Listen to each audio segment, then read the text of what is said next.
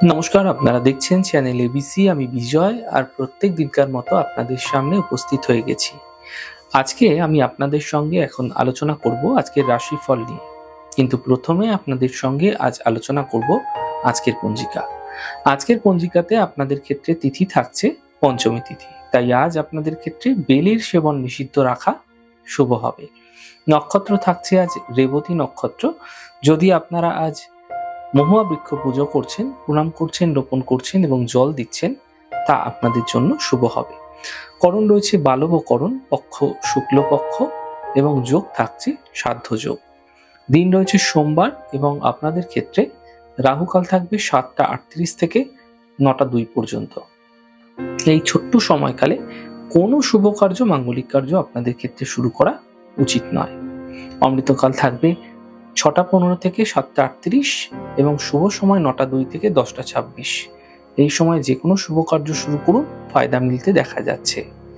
শুভ দিক রয়েছে পশ্চিম। চলে যাব আলোচনায়। আজ আপনাদের ক্ষেত্রে কি উপাসনা লাভকারী হতে পারে।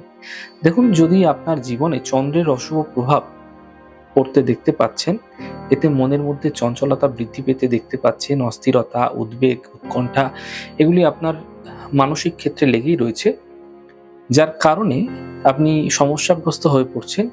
এমন ক্ষেত্রে আপনারা প্রথমেই মাথায় রাখবেন, আপনারা জল অপচয় করবেন না বা জল কোনোভাবে নষ্ট করবেন না। মায়ের সেবা অবশ্যই করুন এবং মাকে ভালো রাখুন, মাকে ভক্তি করুন। তরল খাদ্য পদার্থ যেমন ধরুন দুধ, জল, এগুলি আপনারা দান করুন।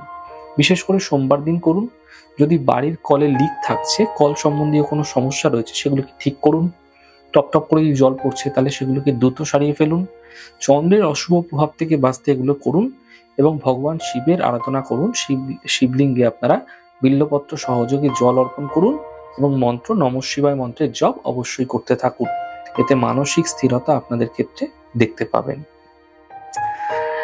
প্রত্যেক দিনকার মতো আজকেরও কুইজের প্রশ্ন থাকছে আপনাদের ক্ষেত্রে, দেবী সরস্বতী কোন নক্ষত্রকে রিপ্রেজেন্ট করে থাকে 27টি নক্ষত্রের মধ্যে? যদি আপনাদের প্রশ্নের উত্তর জানা থাকে, তাহলে নিচে দেওয়া হোয়াটসঅ্যাপ নাম্বারে অবশ্যই আপনার প্রশ্নের উত্তর জানাতে পারেন।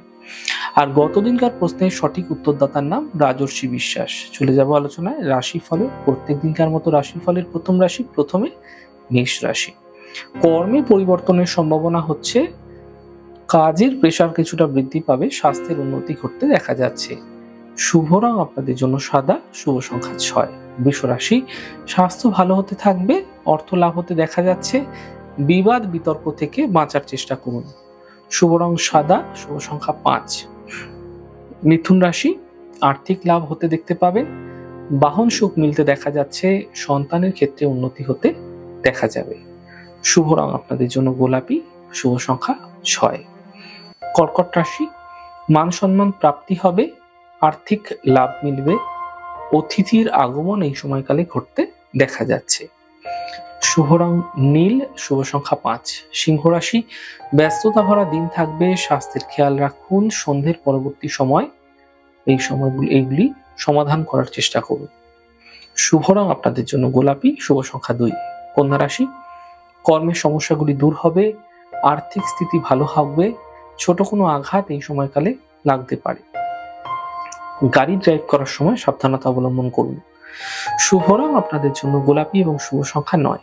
তুলা রাশি, কাছের মানুষের সঙ্গে যে বনিবনা অভাব হচ্ছিল, বিবাদ বিতর্ক ছিল, সেই সমস্যা দূর হবে। পরীক্ষায় সাফল্য মিলবে, আর্থিক সাফল্য মিলতেও দেখতে পাবেন।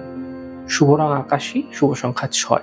বৃশ্চিক রাশি, মান সম্মান প্রাপ্তি হবে, আর্থিক লাভের যোগ তৈরি হচ্ছে, সম্পত্তি সম্বন্ধীয় প্রাপ্তি হতে দেখতে পাবেন।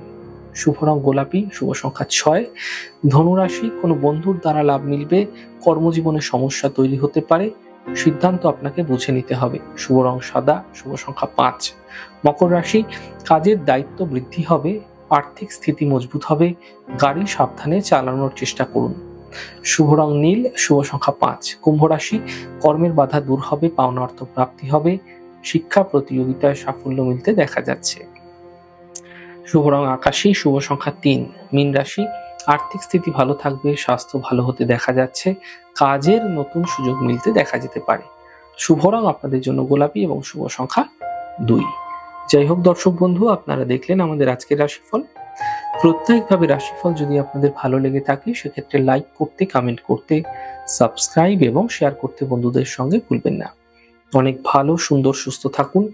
আগামী পর্বে দেখা হবে। নমস্কার।